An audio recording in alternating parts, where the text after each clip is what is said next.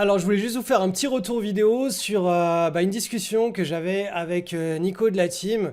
Donc, on parlait du bullshit asymétrie principal. C'est un truc qui est en train de se littéralement libérer complètement dans le mode de vie moderne hein, via les réseaux sociaux. Et la logique, elle est relativement simple. Hein. C'est que le bullshit asymétrie principal, c'est que en fait, la quantité d'énergie pour diffuser une information, qu'elle soit réelle ou pas, et que donc c'est cette quantité d'énergie pour la diffuser, qu'elle soit amplifiée, elle est très très faible comparativement à l'énergie qu'il faudrait émettre pour vérifier cette information. Pour vérifier qu'elle soit vraie ou fausse. Donc typiquement, on vit dans une ère où à chaque fois que quelqu'un dit quelque chose, s'il y a une bonne punchline, si ça fait sexy, si la personne le dit avec une Lambo ou avec une belle montre, si la personne le dit est un politicien et qu'il le dit avec tact, avec charisme, eh bien ça aura beaucoup plus d'impact sur la population et cette population n'ira jamais vérifier cette information parce que ça prend beaucoup trop d'énergie. Et on se rend compte que bien, les médias, quels qu'ils soient, hein, les médias financiers, le journal de 20 heures, tout ce que vous voulez, eh bien, les trois quarts du temps, ils ne font que spread de l'information, mais à aucun moment, ils vont aller checker cette information parce que ça prend trop de temps, trop d'énergie, ce serait beaucoup trop de travail et on est rentré littéralement dans une société où on distribue de l'information sans la vérifier. Et du coup, on s'était, avec face à cette espèce de concept, enfin c'est une maladie hein, qui gangrène littéralement notre société moderne. On a essayé de comprendre comment est-ce que le schéma de Pareto, moi j'utilise un schéma hein, qui est Vilfredo Pareto 80-20, donc 80% de la richesse, 80% des résultats sont créés par 20% des actes. Comment est-ce que ce système de Pareto s'oppose à celui du bullshit asymétrie de Brandolini? Et il est relativement simple, on se concentre directement sur des résultats qui sont palpables, qui sont réels. On ne va pas se concentrer sur du storytelling ou de l'information qui est amplifiée, on se consacre que sur les 80% de résultats. Et ensuite, on va aller chercher le système, le moteur qui a créé ces 80% de résultats. Et donc, on se rend compte que 20% des actes, 20% de l'énergie dépensée génèrent 80% des résultats. Donc, quand on reste uniquement sur ce système de Pareto, à aller regarder uniquement le résultat et uniquement la mécanique, les 20% qui ont été à l'origine des 80% de résultats, déjà, ça nous permet de complètement nous libérer de Brandolini, hein, du bullshit asymétrie principal. Ça nous permet de s'affranchir totalement de tout ça. Et c'est pour cette raison hein, que personnellement, toutes les informations du monde entier, c'est pas moi qui vais les checker, c'est mon entourage qui me les rapporte. Et du coup, je suis pas, entre guillemets, victime, ou en tout cas, je suis moins impacté par cette gangrène moderne et je vous encourage fortement, vous aussi, à choisir très méticuleusement hein, les informations qui viennent dans votre cerveau parce que c'est comme de la mauvaise nourriture, du McDo. Quand vous nourrissez de McDo tous les jours sans vous en rendre compte, c'est bon, mais ça vous détruit la santé. Eh bien, c'est exactement pareil pour de l'information qui n'est jamais vérifiée. Elle vous gangrène le cerveau directement à petit feu.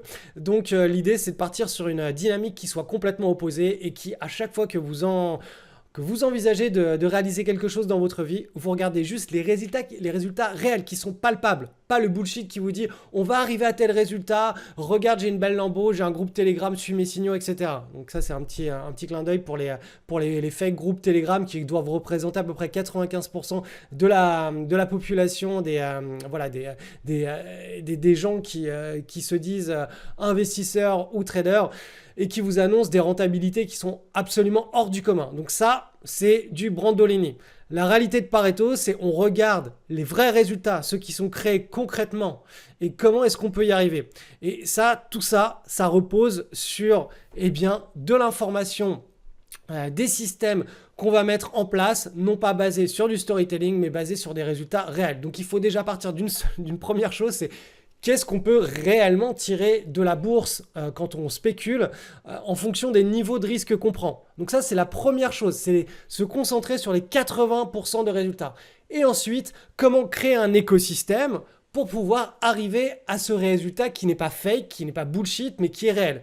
Et les 20% d'actions, c'est comment on se crée un écosystème pour y arriver. Donc du coup là déjà vous êtes face à la vraie mécanique, hein, celle qu'il faut exploiter.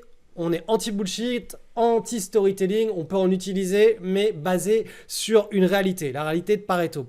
La deuxième chose à savoir maintenant, c'est quel est notre profil? Est-ce qu'on est plus un spéculateur ou un investisseur? Si on a un investisseur, on ne va pas aller chercher les résultats des spéculateurs. Ça n'a aucun sens. On va aller chercher les résultats des investisseurs. On va regarder comment mettre en place un écosystème. C'est personnellement, moi, ce que j'ai fait pendant plus de 15 ans. J'ai recherché des quantités astronomiques de systèmes, de méthodes qui sont basés sur des résultats concrets et réels. Et j'en ai extirpé les 5 meilleures approches possibles et imaginables basées sur une réalité, hein, donc pas basées sur un storytelling. Donc ça, c'est la première chose. Soit vous êtes un investisseur, moyen long terme, vous ne voulez pas développer une grande compétence. Deuxième chose, vous voulez développer une compétence parce que vous adorez faire de la spéculation. C'est un challenge, c'est une partie d'échec que vous voulez vivre au quotidien sans épuiser votre canal, votre jauge d'énergie. Hein. Mettre entre 10, 20 et 30 minutes par jour sur une activité qui est stimulante et qui, quand on est exposé à cette activité pendant des bons cycles, est extrêmement lucrative, c'est quelque chose qui peut vous convenir. Donc ça s'appelle de la spéculation. Il faut créer un écosystème. La finalité, hein, la conclusion de cette histoire, c'est quand vous fixez des objectifs dans votre vie, que ce soit, je sais pas moi, rien à voir avec la bourse, hein, mais juste vous faire des amis, rencontrer la femme ou l'homme de votre vie, faire un régime, atteindre un poste, je sais pas, dans une entreprise, faire un voyage. L'idée, c'est d'utiliser les bons postulats, tout simplement. Et ce qui se passe dans notre société moderne, c'est que tout le monde utilise le mauvais postulat pour se faire une image du parcours que la personne va devoir suivre pour arriver à ce résultat. Donc effectivement, si on lit des personnes qui sont en train de spread une information qui est totalement fake et qui va demander un temps fou à être vérifiable, voilà, on va prendre trop de temps à aller vérifier l'information. Les 3 quarts du temps, on ne vérifiera pas l'information, on va juste croire la personne et on va utiliser le schéma qu'elle nous propose, du style, prends une pilule magique et demain matin, tu vas te réveiller et tu auras des dents toutes blanches alignées et tu auras perdu 20 kilos. Ou tout simplement prendre la réalité, les faits réels, à savoir si vous voulez perdre du poids, il faut réduire le nombre de calories, il faut choisir mieux son alimentation, il faut se déplacer un petit peu plus toute la journée, chaque jour, et idéalement faire du sport. Donc bref, vous comprenez un petit peu, hein, ça peut sembler bête et logique, mais on est littéralement gangréné au quotidien, hein, impacté par ce système de Brandolini où on nous fait que nous raconter du bullshit à tour de bras du matin au soir. Et si vous n'avez pas un système de pensée qui est cloisonné en mode « Attends, stop, Pareto, où sont les 80% de résultats ?» Déjà, à quoi ressemble un vrai résultat dans le monde réel ? Comment est-ce que ces 80%, non pas les 100%, mais les 80% de résultats ont été générés? Parce qu'on sait que selon la loi de Pareto, ça a été vérifié empiriquement, il n'y a que 20% d'actions, donc très très peu au final, hein, d'énergie à délivrer, qui vont générer ces 80% de résultats. Et ensuite, comment est-ce qu'on met en place un écosystème où on ne dépense que les 20% d'énergie pour obtenir les 80% de résultats? Donc voilà, c'était le petit briefing que j'ai eu avec la team et je voulais partager ça avec vous.